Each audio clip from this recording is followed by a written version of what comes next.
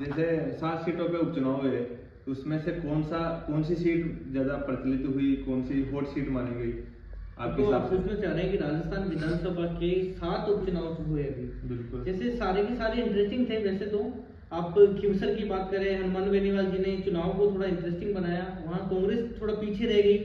आप बात करें झुंझुनू की बात करें तो राजेंद्र हुड्डा जी जो निर्दलीय चुनाव लड़े, उन्होंने भी चुनाव को इंटरेस्टिंग बनाया।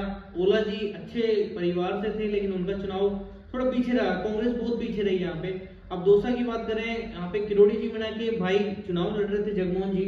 वहाँ एक निम्न स्तर के व्यक्ति डीसी बैरवा को टिकट नमो नारायण जी या सचिन पायलट जी या डोटासरा जी या गहलोत जी ने टिकट दिया। तो अब डीसी बैरवा को देखेंगे, बिल्कुल मंत्री के भाई किरोड़ी मीणा के भाई थे, आपको पता है। तो लेकिन वो चुनाव 2000 वोटों से हारे, ज्यादा वोटों से फर्क नहीं था। लेकिन अगर इंटरेस्टिंग की बात करें, सबसे ज्यादा इंटरेस्टिंग की बात करें, जहाँ चुनाव का थोड़ा मजा आया, लोगों का नजर रहा, तो उसमें देवली उनारा क्यों रही इंटरेस्ट? हाँ, देवली उनारा रहा। क्यों रहा देवली उनारा? क्यों? आपको पता है कि वहां से निर्दलीय चुनाव लड़े नरेश मीणा। नरेश मीणा ने, आपको पता है कि नरेश मीणा 12 छपड़ा से चुनाव लड़े, जहां से वो आते हैं।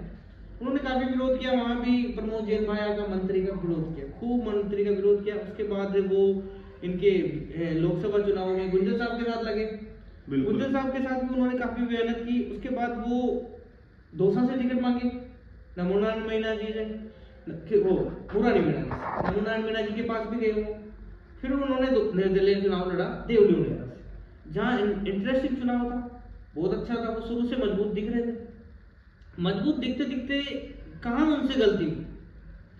गलती उनसे हुई कि उन्होंने कानून को अपने हाथ। नहीं, इसमें आप ये बताओ कि उसको टिकट, नरेश जी को टिकट नहीं मिलने का सबसे बड़ा क्या कारण है? देखो, नरेश जी को, ये पार्टी की अपनी अपनी पॉलिटिक्स हो सकती है, किसकी व्यवस्था सही बैठी वहां पे, किसकी मानी गई, हरीश मीणा जी की मानी गई, पायलट जी की मानी गई, या गहलोत डोटासरा की मानी नहीं, गई? वहाँ पे ऐसे बता रहे कि जैसे टिकट को बेचा गया है पैसों में, ये वो, तो ये इसका क्या रहस्य है? इसका जवाब तो या तो नरेश मीणा अच्छे से दे सकते हैं या केसी मीणा अच्छे से दे सकते हैं, वही जवाब दे सकते हैं।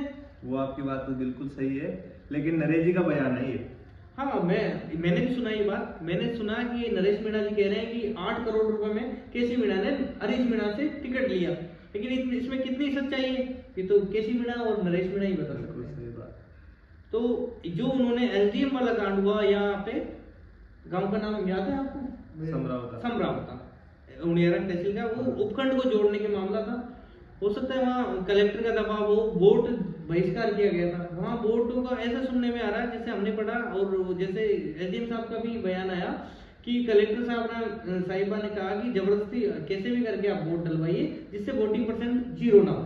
तो कल एसडीएम साहब वोट डलवा रहे थे, तो नरेश जी मीणा को ध्यान पड़ गया, पढ़ते उन्होंने हाथापाई शुरू कर दी, जो कि बिल्कुल गलत है। कानून को अपने हाथ में नहीं लेना चाहिए। हो सकता है नरेश जी ठीक हो, लेकिन कानून को अपने हाथ में लेना बिल्कुल गलत है। क्या पता इसमें एक एसडीएम भी गलत हो सकता है? नहीं, हो सकता है, बिल्कुल गलत हो सकता है। इसके बारे में जैसे उन्होंने भी कहा, हनुमान बेनीवाल जी ने भी कहा कि मैं होता तो 2-3 रेपट बढ़ता। देखो, गलत है, कानून को अपने हाथ में लेना है।